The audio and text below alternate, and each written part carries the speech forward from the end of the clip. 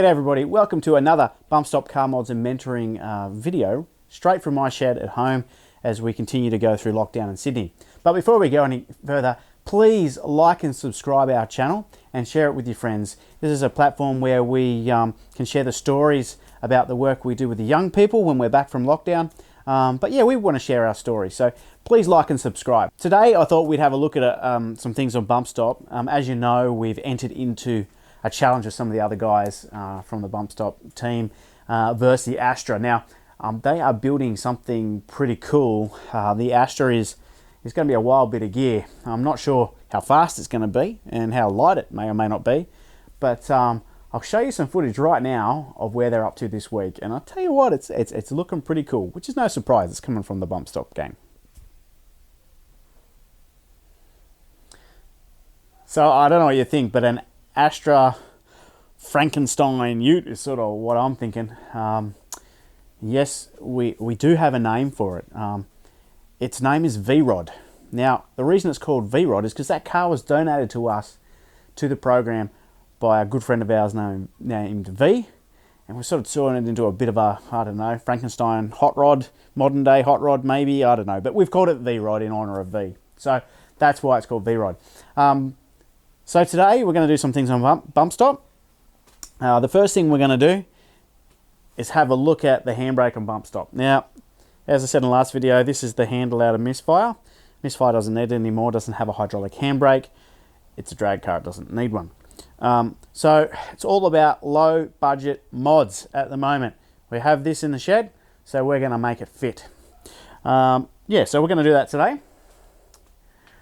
The other thing we're going to look at is the air intake. So last video you would have seen the pod filter sitting right beside the head on Bumpstop, which is not ideal because it's sucking in hot air.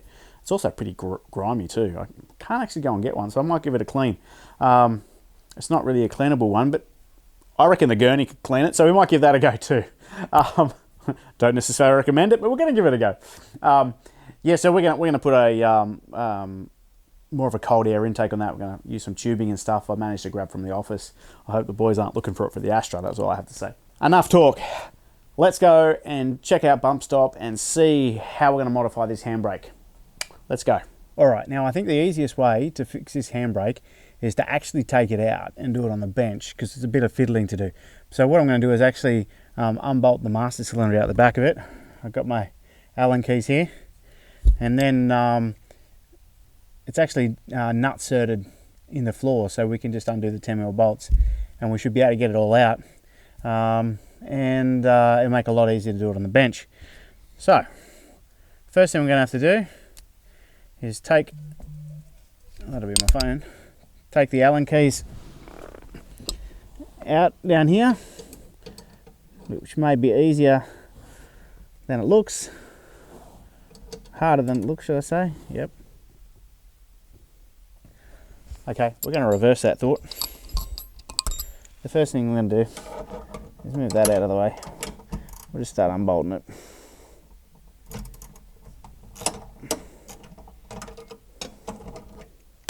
I think that text message was actually the boys looking for something for the Astra. So the question is, do I tell them now or do I let them sweat for a little while? Maybe after I get this out.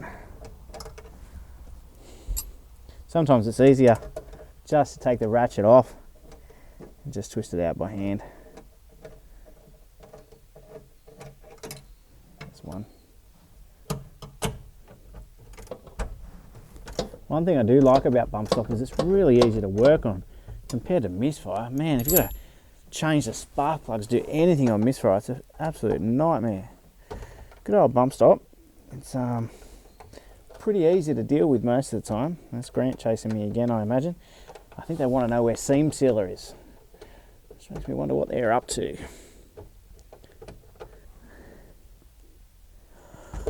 Alright, this is one of those make a tool moments. Let's go have a look. So it's actually a 6mm. Is it 6? No, it's not a 6mm. No, take it back. It is. It's a 6mm Allen key. I might have an old one that I can cut down to fit in there, make my life a bit easier.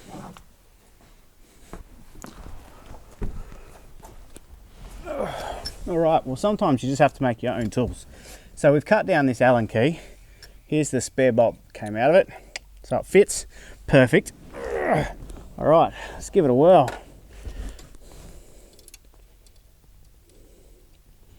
Well, that's a start.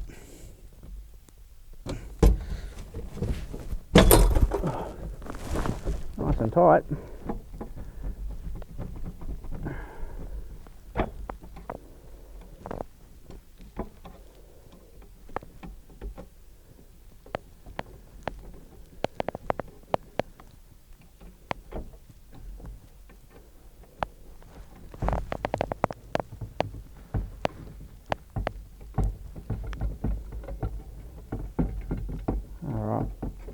So get that off, that can stay there too. The other thing I want to get off, so this can come off here. We've got that off now. It's all good. I'll take that to the shed. And the other thing I need is this bracket on the end here. That's important.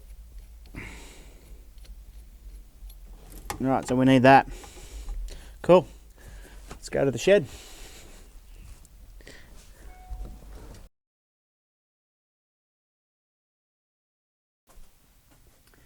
All right, so now that we've got this off, we need to take this bolt out, which is the same size Allen key, and we'll need a spanner on there. That's probably a 13. Maybe it's not. I'd say it probably is. So we'll grab a 13mm spanner and see if I'm right. I was wrong. It's a 12. There you go, I stand corrected. No, it's in between. It's a 1/2 inch.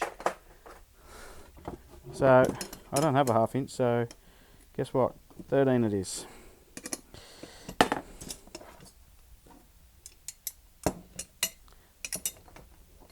So we're going to undo this and just take it off.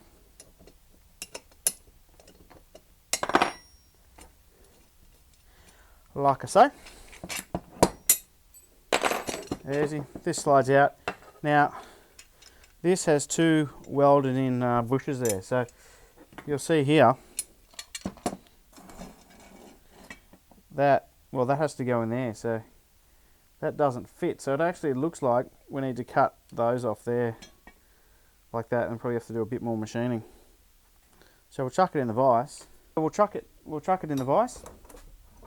And we're going to have to trim it off.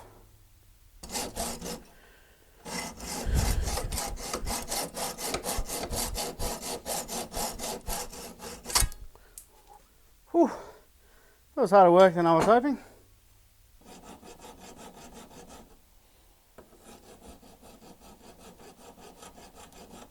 Pros and cons of working with aluminium. Soft. One of the things, it heats up and you won't even know because it doesn't get red, it doesn't anything. So got to be really careful when you're cutting aluminium, particularly with like angle grinders and things like that. Like doing it by hand, it's obviously not hot, but if I was using an angle grinder, that could get really hot and I wouldn't know until I touched it.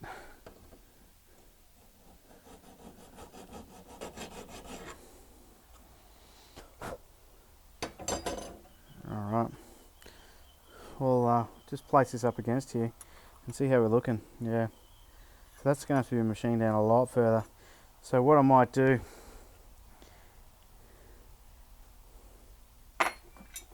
so I'll grab this, put it up against it and see how it looks. But yeah, that's got to come down a long way. So I'll cut off this side and then I'll do some more filing. But I'm going to cheat. I'm going to cheat on this side. I'm going to use the angle grinder. Because that was hard work.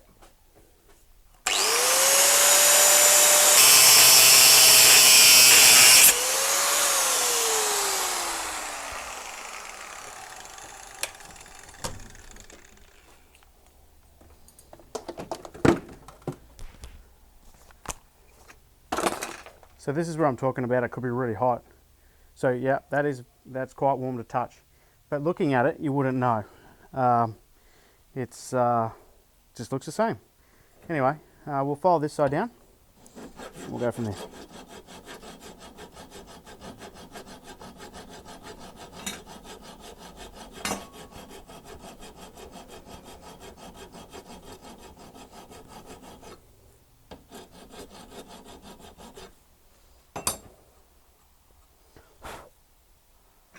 All right, we'll have a look at this one again.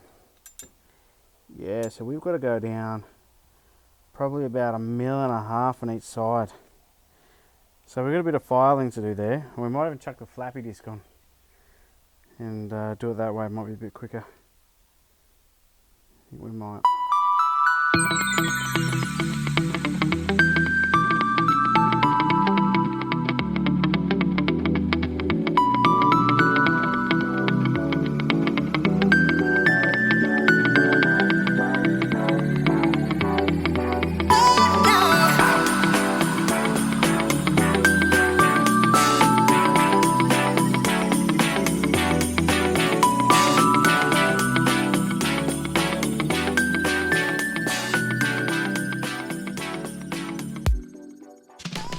So we've got the new handbrake set up in Bumpstop. I didn't film everything we were doing because who really wants to watch videos of me filing and talking to myself? It's really hard to do a video when you've got no one to bounce off. Sort of like just end up muttering nonsense.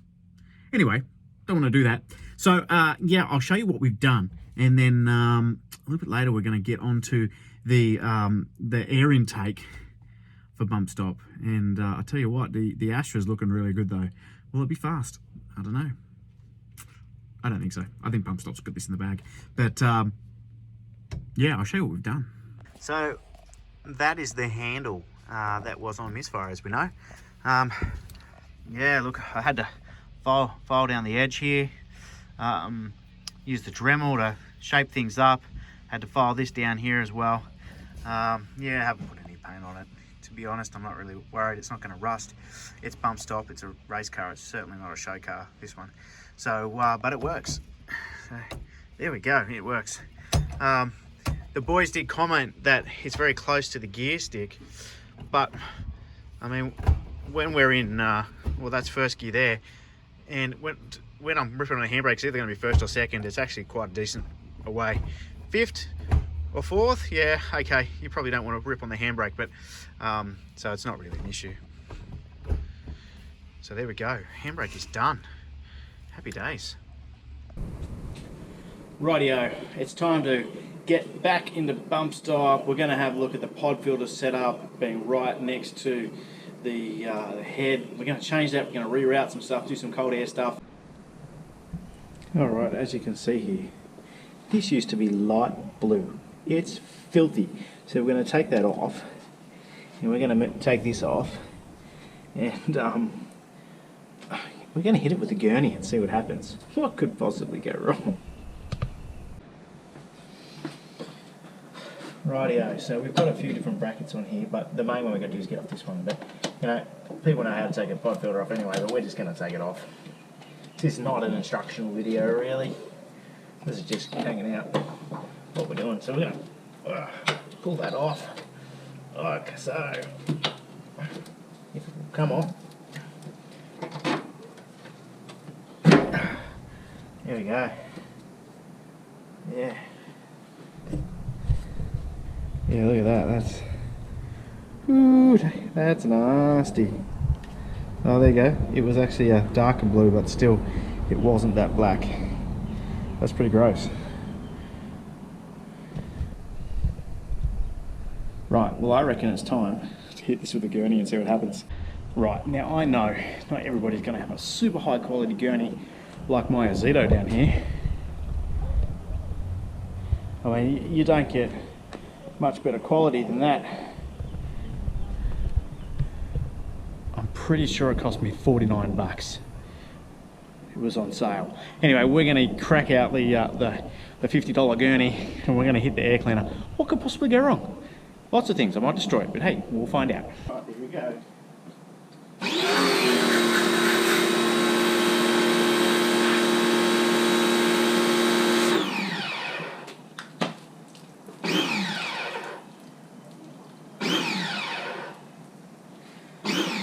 First look, it took a fair bit of dirt out of it.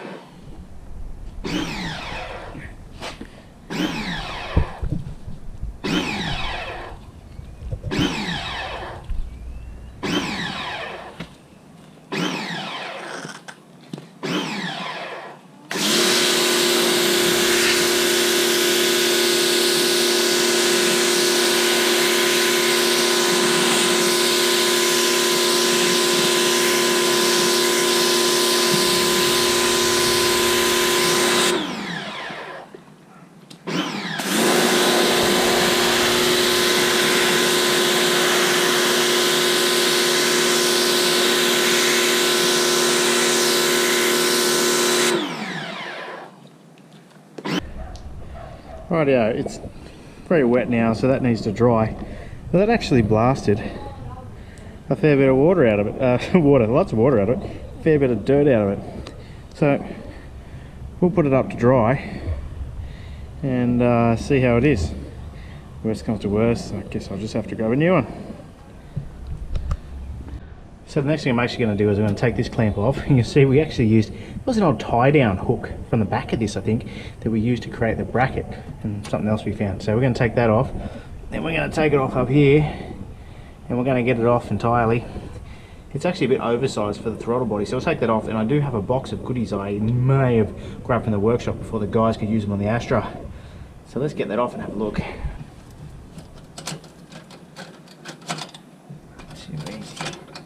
Too easy.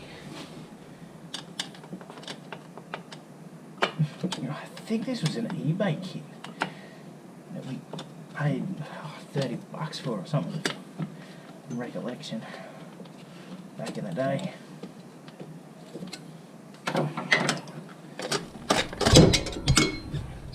It even came with a hole. It even came with a hole for the breather hose, which is problematic.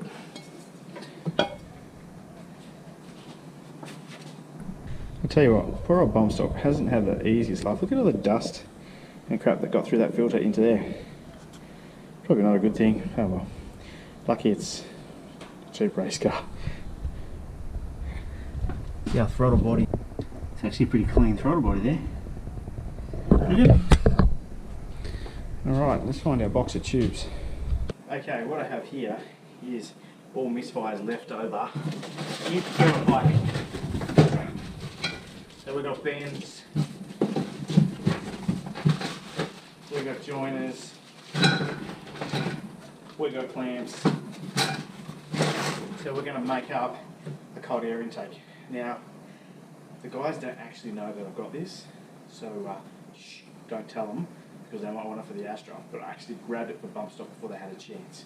So we're going to piece some things together.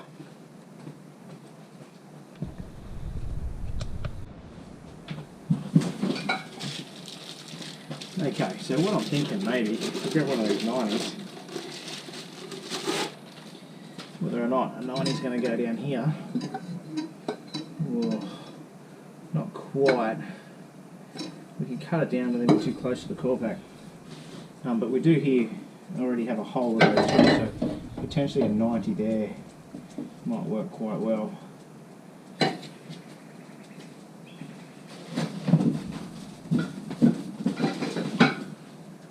And then another straight, so I'll go 90 and a straight. And we do have a bend we have to contend with as well.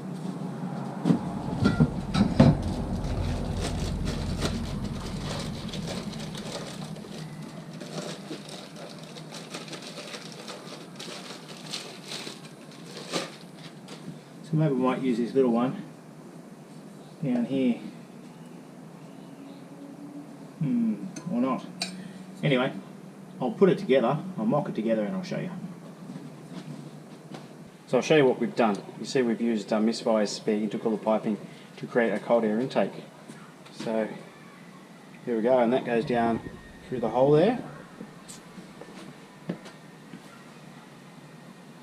And I've still got to fix that position up of the air cleaner. But we get some ram air down in there. I've got to make a bracket. Now we're going to fire it up, see if it starts. It may not because the air cleaner is wet.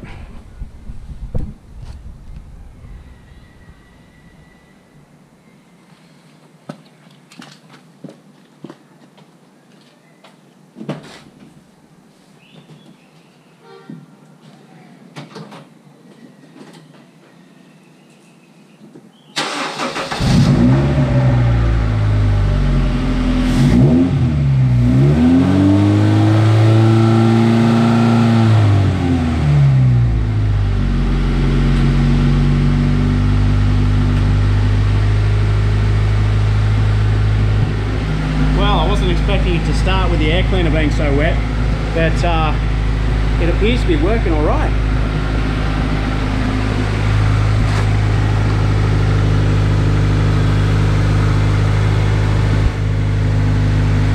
feel it sucking through there, and it will get some ram air, but I am going to make some brackets, but it's getting late, so might do that tomorrow.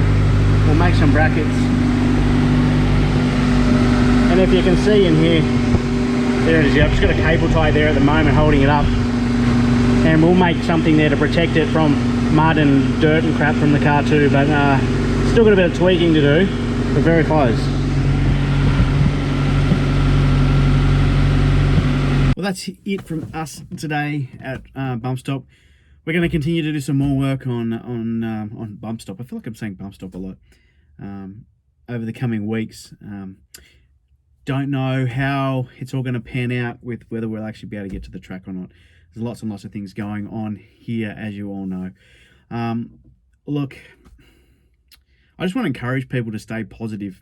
There's lots and lots and lots of fear out there. There's way too much fear. But just try and stay positive.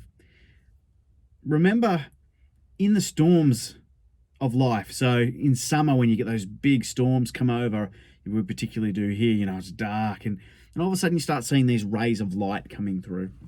I just want to encourage people in this storm that we're in, that to focus on those rays of light coming through, that hope that's coming through, and hold on to that. Don't look at the storm, look at the hope.